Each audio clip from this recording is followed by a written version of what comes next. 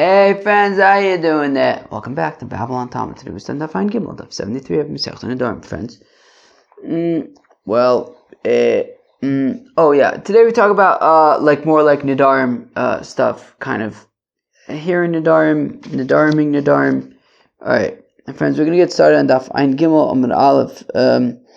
Alright, 3 lines into the page. Here we go. Bayram Barchama. Swam Barchama Taka Asa Kasha Cheresh. If you have a fellow who's deaf, Ma'u she'efer le'ishto.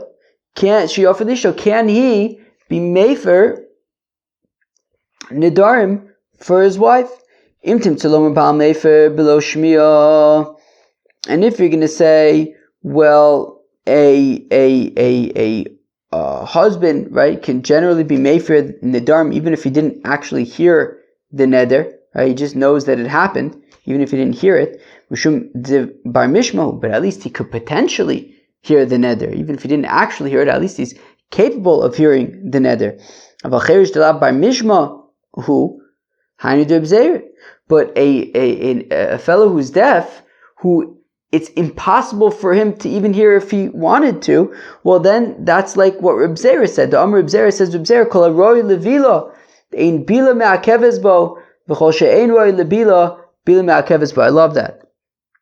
That Reb Zera says by a korban mincha, a korban mincha doesn't have to be mixed together, the oil and the flour. You don't have to. If you didn't mix it together, it's fine, it's kosher. But it has to be capable of mixing it together. The proportions have to be such that it's capable of mixing it together.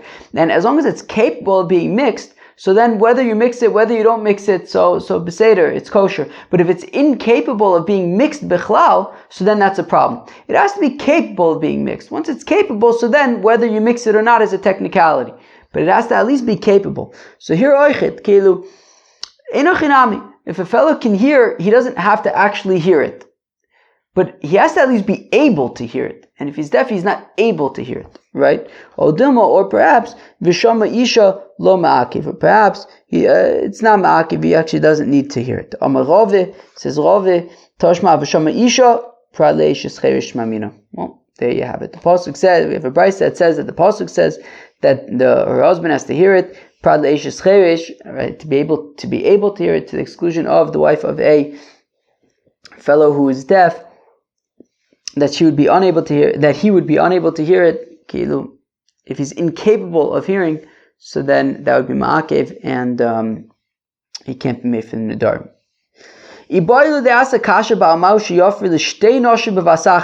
Can you get 2 for the price of 1? Feed 2 birds with 1 seed. Mefer 2 wives nedarim with 1 fellow. Right? So in 1 fell swoop. Can a fellow be mefer 2 of his wives nedarim in 1 fell swoop? Osa davka, olav davka. When it says osa, that it has to be individual, does that mean like a mamish has to be individual, right, 1 at a time? Or does it mean, it's referring to osa, because that's, I guess, the colloquial thing is to be mefer, the neder of 1 wife. But it could be 2 for the price of 1. Ravine, says Ravino, Toshma, come in here. In mashkin shtei sotis ke'achas, we don't give sota water to drink to 2 women at the same time. Because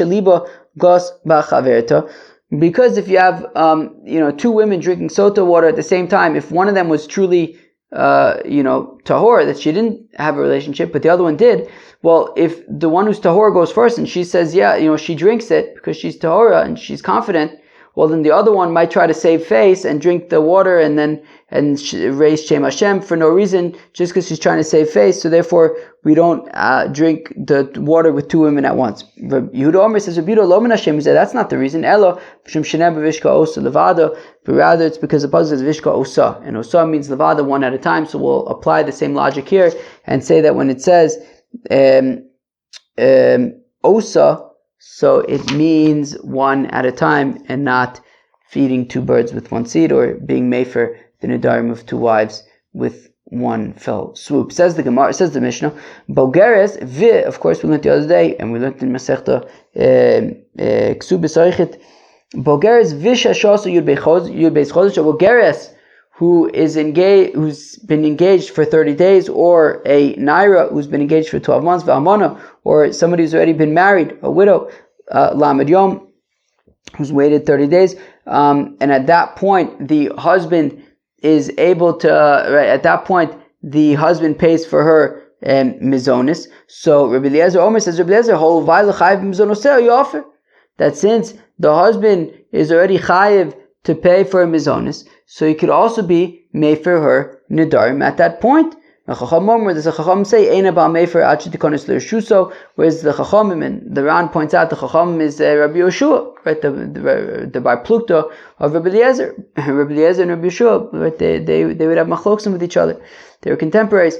So the chachamim, the Ran says it's Rabbi Yoshua, says Eina ba mefer, no, the husband cannot be mefer nedarim ad shetikonis l'reshuso, until they get married. Amar Rabbe, says Rabbi Eliezer, Umishnu Rishona Amud Avarechot. So Rabbi Eliezer, who says that once already the fiance needs to pay for him his onus, it's considered like they're married in some ways, i.e. to the extent, at least here, that he could be made for an nedarim. So says Rabbi that Rabbi Eliezer is in line with the Mishnah Rishona, with the initial Mishnah. The Tanan, as we learn in the Mishnah. What does that mean, the initial Mishnah? Note in the Besula Yud Beis Chodesh, the Fani Satzim. So we give a Besula 12 months to get herself ready to get married. Higia Yud Beis Chodesh, 12 months are up. Ocheles Mishalo, if they don't yet get married, as we learned in Masech Ksubis, so then he has to pay for her food. Vocheles Betrumeh, and at that point already she can eat Trumeh. She could start eating Trumeh. Now normally, she would only, right, if she's a Bas Yisrael and he's a Kohen, so she can only start eating Truma once they get married. But once it reaches the point where, Yud Beis Chodesh is up and they haven't yet got married and he now has to pay for his ownus, she can already start eating Truma.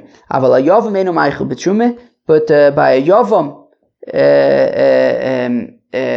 he doesn't, she can't, right, if it's a Yavam, so then she cannot eat Truma. So for example, if she was engaged to a Kohen and he died, and then now she has to do Yibum with the brother. Until they do Yibum, right, the brother of course is also a Kohen, until they do Yibum, she cannot eat Truma. Also, Shisha Chodashim b'fnei Abav, Shisha Chodashim b'fnei Yavam. If she got engaged to a fellow, and they were engaged for 6 months, and then the fellow died, and now she has to do Yibum with the brother, and it's been another 6 months.